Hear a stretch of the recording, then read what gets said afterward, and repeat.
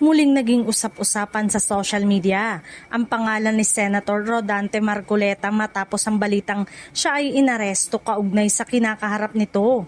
Kasabay nito, muling nabuhay ang mga lumang issue na may kaugnayan sa kanyang naging papel sa pagkontra sa franchise renewal ng ABS-CBN noong 2020. Marami sa mga netizen, kabilang ang ilang kapamilya supporters, ang nagbahagi ng kanilang reaksyon online. May ilan na nagsasabing naalala nila ang naging epekto ng pagsasara ng ABS-CBN na nagresulta sa pagkawala ng trabaho ng libo-libong empleyado at nakaapekto rin sa kanilang mga pamilya.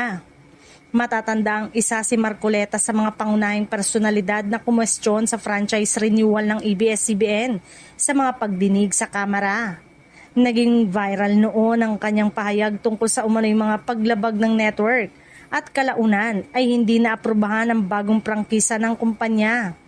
Dahil dito, muling ibinahagi ng ilang netizen ang mga lumang video at pahayag ni Marcoleta.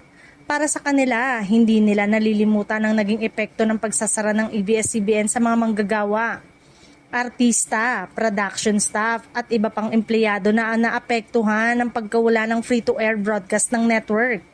Sa ngayon ay patuloy na sinusubaybayan ng publiko ang mga susunod na kaganapan kay Rodante Marcoleta habang nagpapatuloy ang usapin sa korte. Muli ring nabibigyang pansin ng isa sa pinakamalalaking kontrobersyang naganap sa Philippine media industry, ang pagkawala ng prangkisa ng mga ABS-CBN at ang naging epekto nito sa libo-libong manggagawa.